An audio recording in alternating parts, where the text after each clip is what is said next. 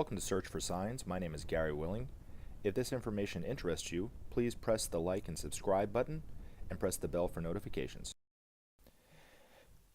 Back when I was in elementary school, I read about the Greek myths, the Roman myths, and so forth.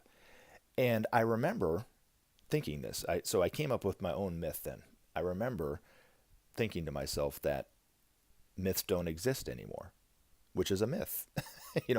Myths exist all over the place today. And yet we don't see that we're seeing life from looking at the unreal, as a myth, so to speak. And how we all do this. We all build our own thought structure, our own conditioning, our own ways of thinking, and so forth. And then we try to cram reality into it. And for us, it makes total sense.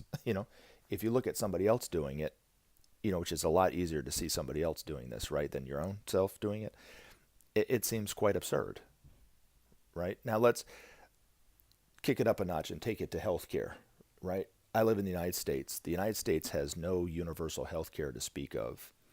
You have to pay through the nose when you have simple treatments, or especially if you have big time treatments, or you need a lot of help on something. You get into a car accident or whatever like this, it can really devastate you financially, right? But when you talk to somebody who, let's say, is more as conservative leaning politically, to put it politically correct, maybe votes more Republican or all Republican and not Democrat, they would say that the United States has the best health care in the world, and this is the way other countries should look at it, and the way that they should do it, and ours is the best way of doing it. We have the best doctors, we have the best this, we have the best that. That's what they say. How do I know that? Because that's what they tell me. Now, I don't believe we have the best doctors. I think our doctors are good. I think they're really good. I think they know their stuff. I think the medical profession as a whole is very greedy. I'm not saying that every doctor is greedy, but as a whole, I think the profession is, right? Because you have to pay through the nose just to get simple treatments, and just to get them to give you a diagnosis costs money, and then they run all sorts of tests which cost more money, or so forth, right? Some tests are unnecessary.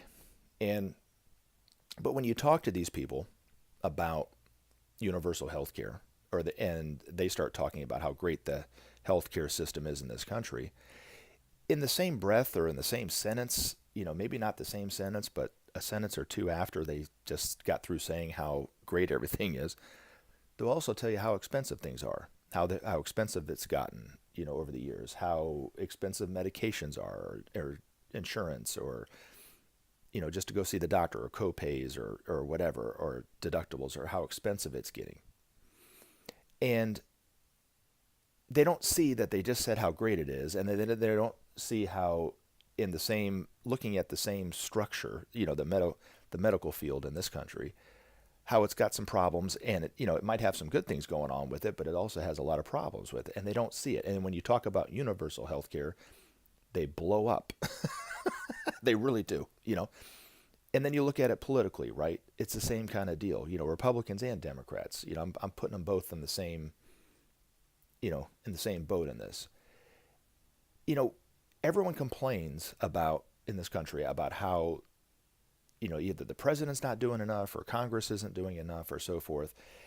And we hold our leaders in contempt and everything, but yet we turn around and we vote them back in for another 2 or 4 years, or whatever, 6 years if you're a senator, perhaps, right? And ever since I can remember, Congress has had like the lowest approval rating out of any of any political body.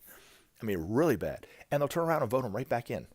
It's just nuts, And then looking at it from peace around the world, right? Maitreya says we all want peace. He knows within the hearts and minds deep in the hearts of all of us, we all want peace, because we all inwardly know that there's unity. There's the truth of the matter. And yet we allow our world leaders to build up the military. Now, if you're listening to this from another country other than the United States, you're probably exempt from this conversation. But if you're in the United States, we're definitely guilty of it. The military buildup that we have. And yet we think, and the myth out there is that by the buildup of the military, for instance, it's going to create peace not only in this country but around the world. It's a myth. It's not what's going on, right? But yet we try to cram what's really happening in the world and how it's not helping, by the military buildup or the problems of the healthcare system or political system or whatever. We try to cram it into our own structure and we try to make it okay for ourselves. I think that Maitreya is right. I think people see the problems out there. We see the problems in healthcare, whether we're willing to admit it or not to ourselves. We see the political problems out there on both sides, on both parties, right? I'm not just saying it's the Republican Party. It's also the Democratic Party too. And then we also see it with the peace. And then in the midst of all this, don't even get me started on the environment, right? So, it's the same kind of thing with the environment, right? It clearly is bad. Pollution, even if you don't believe in climate change, pollution is clearly bad. You can barely swim in lakes now without getting sick sometimes, but yet, we don't want to look at it, you know what I mean? And in the midst of all this stuff, Maitreya is, and the stuff that we've created for ourselves, the problems that we've created all around the world, right? That we're all in it, we're all at fault for doing.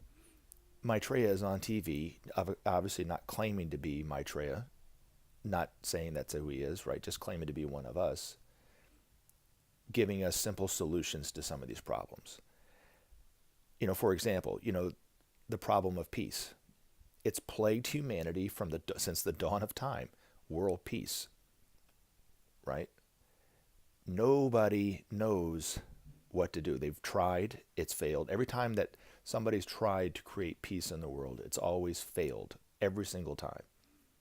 And then we try more military buildup to see if that's not the issue, going to help, right? Well, obviously that doesn't help, And then here comes Maitreya, who gives a solution. If it's not a childlike solution, it's at least simple enough, wouldn't you say, that a child could understand it?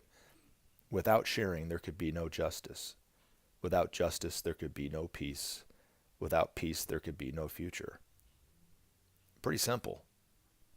Now, according to Maitreya, that is the only path to peace. There is no other way.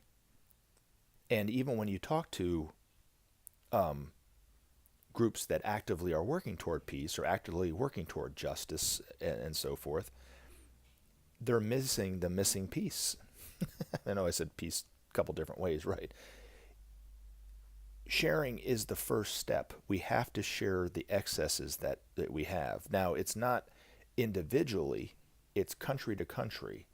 So a country with a lot of excesses like the United States can afford to give away more to another country, let's say a small African country like, Ghana or something, that doesn't have as much excesses and resources, obviously, as the United States does, but they got something. Every country, according to Maitreya, has something to give,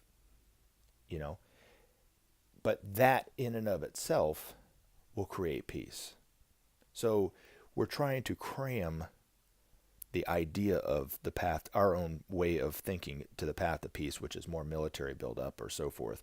We try to look at the healthcare system as being the correct way of doing things, even though we see the problems. Even if the person, that's all they want is what we have today, they still see the problems of it being too expensive today. You see what I'm saying? They're all myths, the way that we think. But in reality, Maitreya says even though the problems of the world are real, they're also solvable.